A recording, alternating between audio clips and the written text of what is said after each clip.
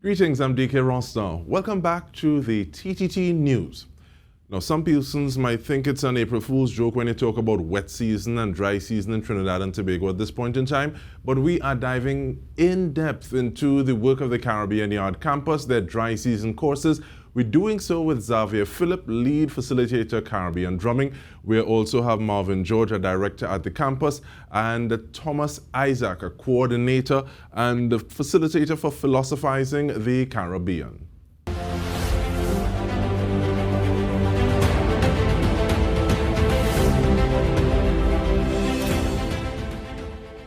Welcome, gentlemen. Mr. Thomas, I want to start with you. Thank you. What are the courses offered during the dry season, and what was the need you see for them? Why is the Caribbean Yard campus saying, okay, well, this is something we want to do?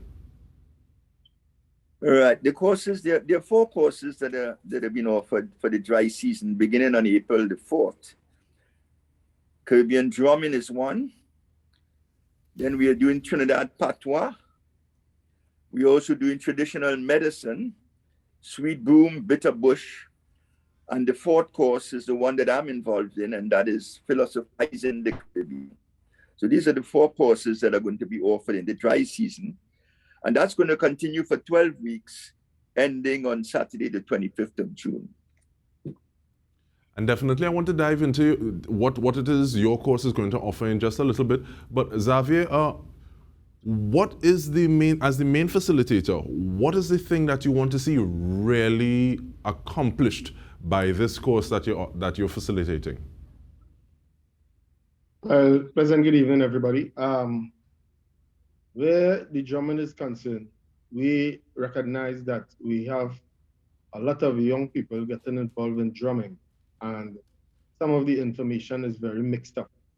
And coming out of this course, we will try to educate as much as possible the correct things, the way how it is done, and ensure that the drummer coming out of this course is well learned, so that in the long term, the drumming of Trinidad and Tobago will be sustained and will be properly taught throughout. No, you can't just start off with an answer like that and leave me hanging, you know? Because when you say some things are not necessarily being properly taught, I need to ask you things like what? And I know sometimes, so like for stick fight, some people say, but that I know stick hand is a best village hand. But what are some of those things that you are talking about? Exactly things like that. Teaching the proper hand, teaching the proper technique, teaching the proper way to play the rhythms, teaching the proper songs, the proper, well, in drumming we don't have songs, we have chants, the proper chants, you know, the proper history and all them nice stuffs coming out of drumming. You know, because we have, you might know because it's not really in the fraternity, but we have plenty of things that need to be ironed out in drumming. And then we have a lot of young people who want to come into drumming, and they have no avenue to be taught. So we extending this avenue to make sure that we able to reach the masses and get proper knowledge in drumming coming out from Trinidad and Tobago. Thank you so much for that. And speaking about those avenues, I want to include you into the conversation, please, Marvin. And I think it's a very powerful statement, looking at the outfit, and I think you're responsible for that as well. That might be another conversation. But how are the avenues taking place in terms of, is it virtual, is it face to face? What are the logistics? Yeah, okay. Well, as you know, because we're working through the pandemic, good afternoon, everybody. Because we're working through the pandemic, essentially what we've been trying to do is to move our programming to online platforms, right? So all of the courses that we have on offer for the dry season are going to be offered virtually. The extent to which we could do face-to-face will be determined, I suppose, as we go along by the by the orders of the day.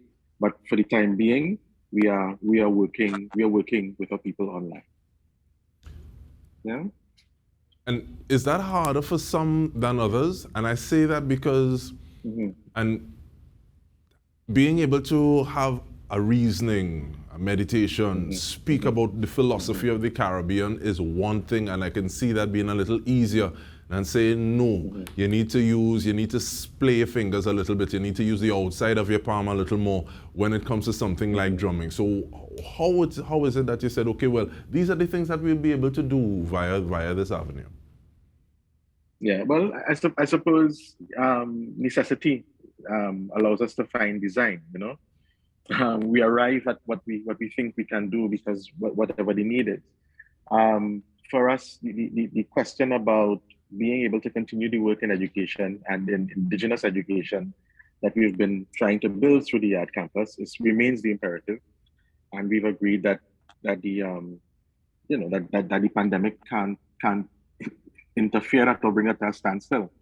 The business about coordinating that kind of work or allowing that kind of work to happen online. On the one hand, yes, there's all of us need contact. Let's make no mistake about it. To be human is to make contact. That's not even about if the course is philosophizing or if the course is drumming. To be human is to make contact. So there is the sense of distance and perhaps something that might be lost in that moment. But by way of the technology that's available, what we're dealing with is if we can with the people who we're working with, we have the equipment and you work with the cameras and so on. It is possible for us to allow us to make the contact virtually and to do what we can with the instruction. And as we grow out of this moment in time, we will gather again. There's no doubt about it. We will gather again. And when we gather again, we're gathering with a particular kind of grounding and knowledge that could make better sense of the context in which we operate in. That's where we are, and that's how we proceed. All right, and I think it provides another opportunity for us to handle adversity and to literally be beautiful, which is what Stickmans talk about. But Mr. Issac, tell me a little bit about your course, please. We have about a minute and a half on this side, so we get that explanation of your course, and then we take the break. I didn't hear you too clearly. What is your course about? That? My course is the course entitled Philosophizing the Caribbean. Right? And perhaps to take up from where Marvin left off, there's a kind of advantage in doing that course on a virtual platform. We did the course 2 years ago, actually, and we had to virtualize. And we had a student from Canada, a student from Jamaica. That would not have been possible if we were located in Kurap or Tunapuna. So there are certain kinds of advantages, especially in a course like ours, which hardly departs from the area of discourse. I suppose drumming may be problematic, I don't know, but certainly when you're philosophizing, you're not departing from the area of discourse.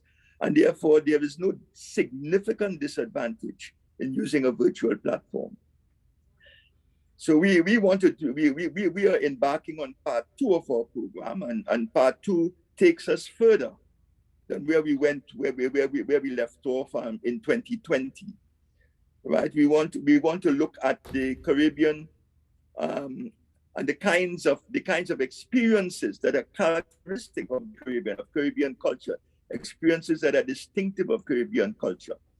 The whole task or project of philosophy is the search for meaning.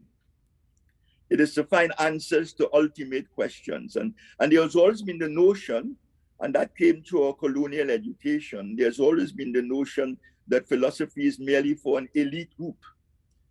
Very often, the British education system ensured that we were not allowed to delve into philosophy. So it was neither offered at the secondary levels nor the tertiary levels in our education system. And in terms of that, and in terms of that level and the value ascribed to knowledge that is created from certain places, I don't want to rush you on that. So we come back and we speak on that after the break. Stay with us. We are talking about the Caribbean Yard campuses, their dry season courses. Stay with us.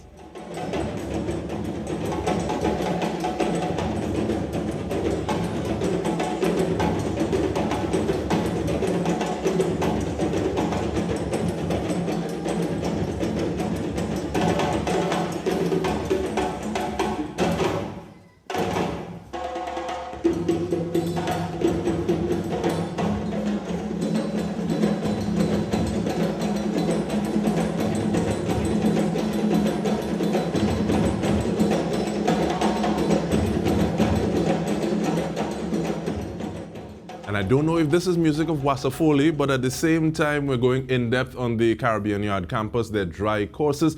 We're doing so with Zavier Phillip, Marvin George, and Thomas Issac. And Zavier, where are you finding these young people that you say are so interested? And what kind of ages are we talking about? And is it more males? Is it more females? Who are these people? Where are you finding them?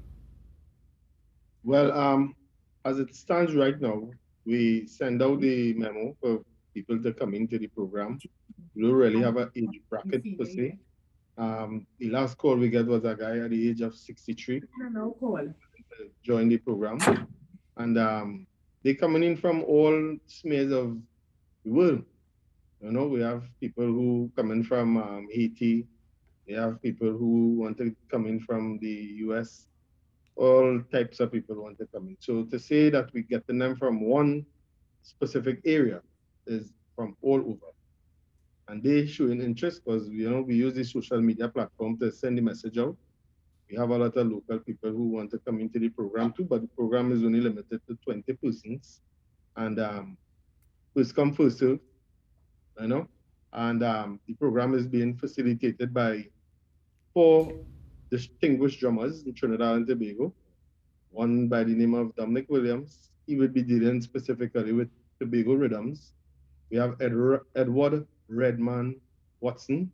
He dealing with nation rhythms and spiritual rhythms. We have Anderson Reed. He dealing with rhythms that specific to dancing. Our local dances like the ballet and the PK and all that nice stuff. And I will be dealing with carnival rhythms, which will include carpet, so jab, jambalasi, stick fight, them kind of things. So, you know, we have a wide range of people who want to be part of it. And this is the first of our courses. We intend to run a longer program, which will entitle the certificate that will allow you to be qualified as a drummer when you finish this program. The long one, that's the year program, the 1-year course. Now, I like the fact that you raised the point of certificates, Zavier, and that makes me want to go back to Mr. Issac, thanks. Because sometimes people talking about, okay, well, where do you get that knowledge? This knowledge is not equal to this knowledge, sometimes because something is spoken as opposed to written, sometimes because it's a specific answer for one thing as opposed to universal. So how do we ascribe value to this content, to this knowledge, to the philosophy that we have that is homegrown, that is sometimes genetically felt and understood? How do we do that? How do we begin to do that? Well, what we are doing is really a new kind of initiative. I imagine it has been done elsewhere, right? But we're not familiar with that in our parts. In the first case, the pedagogy that we are using is not a top-down pedagogy, a teacher-centered thing where a man comes and lectures and people take notes in preparation for an examination. It's not that at all. In fact, it is an attempt to construct knowledge from the bottom up. So we don't have teachers, we have facilitators, and the facilitators with participants are engaged in continuous discourse among themselves. So insofar as we reflect on our Caribbean experiences, on our Caribbean culture, our Caribbean history, issues of self, of subjectivity, of identity, and so on. And as we reflect on these things, we are trying to construct a concept of philosophy that is peculiar to the Caribbean. Now, the thing about philosophy is that philosophy deals with universal issues, issues common to all humanity.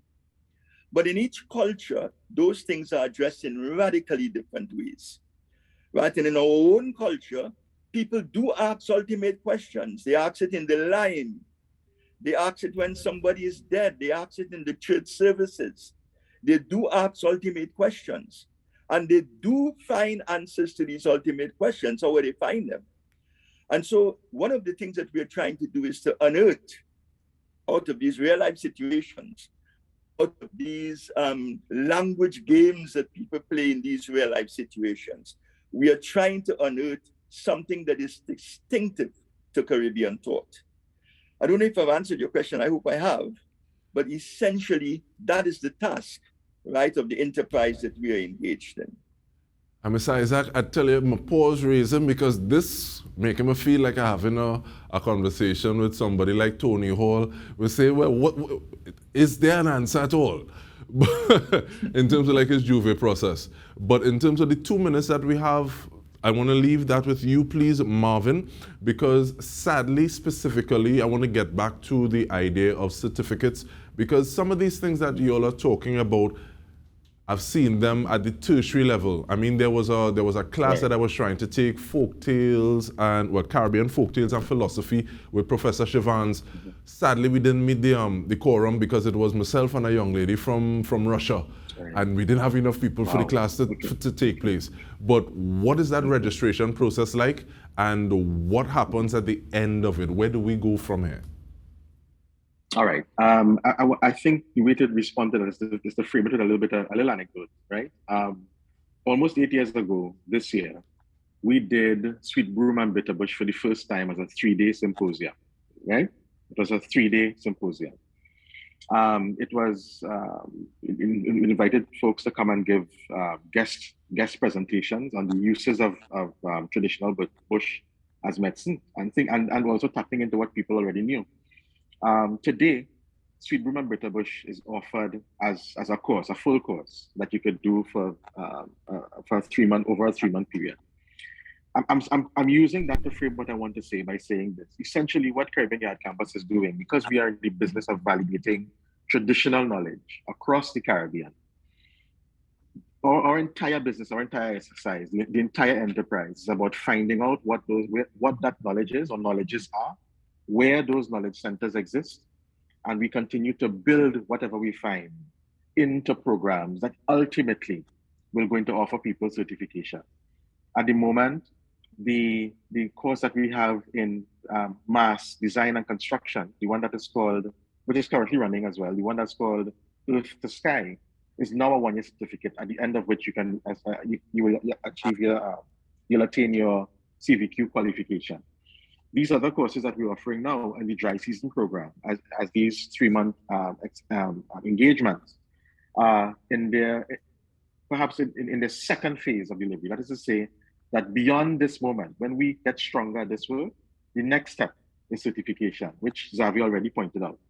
When we get past this moment, all of these courses, we're going to push for them to move into 1-year certificates, 1 year, whatever the qualifications are. So we are building standards. We are in the business of building standards around indigenous knowledge. Mr. Thomas, Mr. Isaac already said that there's knowledge. There are things that people know. There are ways in which we come to know what we know. And our business is to validate that. So at this point, we're doing these 3-month programs. There's a certificate of participation at the end.